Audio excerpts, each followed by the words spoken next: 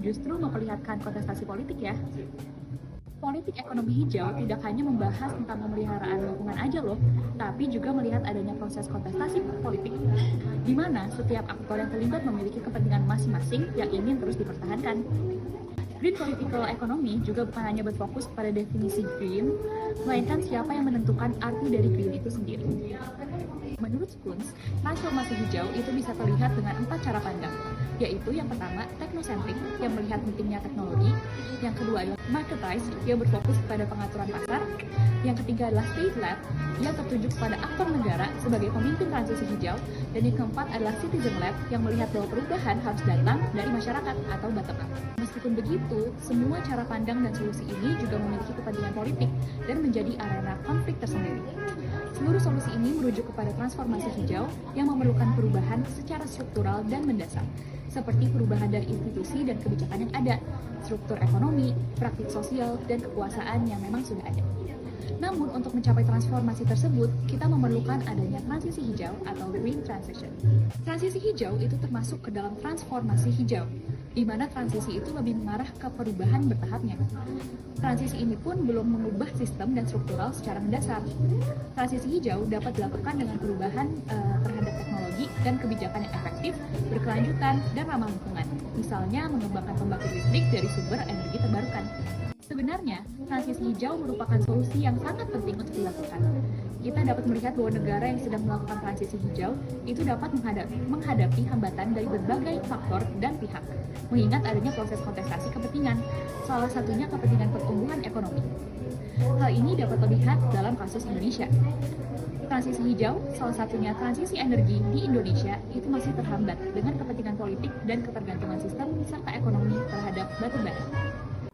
Sebagai contoh, Indonesia merupakan salah satu negara yang berkomitmen dalam mencapai zero net emission pada tahun 2060 atau bahkan lebih cepat. Komitmen ini diwujudkan melalui berbagai strategi seperti peningkatan porsi energi terbarukan, percepatan pensiun dini PLTU batubara, serta pengembangan kendaraan listrik atau EV yang juga didukung oleh inisiatif Just Energy Transition Partnership. Namun, dalam praktiknya, sistem energi Indonesia masih sangat bergantung pada batubara.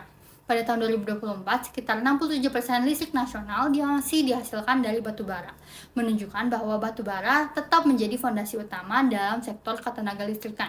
Selain itu, produksi batubara Indonesia pada tahun 2025 mencapai sekitar 790 juta ton, menegaskan perannya sebagai komoditas strategis bagi perekonomian nasional. Meskipun mengalami penurunan dari tahun 2024, tingkat produksi tersebut tetap menunjukkan skala yang sangat besar dan berkelanjutan. Ketergantungan ini juga tercermin dari masih berlanjutnya pembangunan dan penggunaan PLTU, termasuk PLTU kaptif di kawasan industri nikel seperti di Morowali yang digunakan untuk mendukung produksi bahan baku kendaraan listrik. Data menunjukkan bahwa kapasitas PLTU kaptif meningkat signifikan dalam beberapa tahun terakhir dan menyumbang emisi dalam jumlah besar. Bahkan diproyeksikan terus meningkat hingga tahun 2030. Kondisi ini menunjukkan adanya kontradiksi antara komitmen transisi energi dengan realitas kebijakan dan praktik di lapangan, di mana kepentingan ekonomi dan kebutuhan energi jangka pendek masih lebih dominan dibandingkan upaya menuju keberlanjutan dan keadilan lingkungan. Argumen tersebut bisa dijawab melalui perspektif Skuns dengan pendekatan Newell, yang bilang kalau green transformation itu nggak selalu netral, melainkan ada proses politisasi dan konsentrasi kekuasaan dalam sistem kapitalis.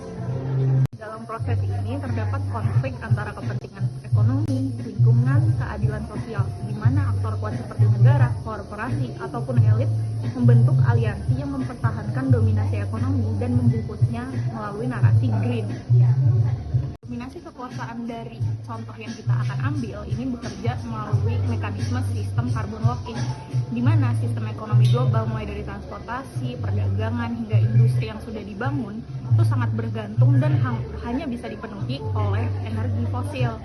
Sehingga untuk keluar dari sistem itu harus rombak besar-besaran secara sistem. Yang kedua, ada political opt-in, di mana kepentingan ekonomi dan stabilitas politik mendorong negara dan perusahaan untuk mempertahankan sistem tersebut melalui State Business Alliance. Maka dari itu, hambatannya bukan hanya dari teknologi aja, tapi karena struktur dan kekuasaan yang sudah terkunci dari awal. Here trade-off, situasi di mana kita harus mengorbankan satu hal untuk mencapai satu hal lainnya. Indonesia itu lagi gencar untuk ke transisi energi hijau. Tapi kenapa ya coal and mining itu masih dominan di sini?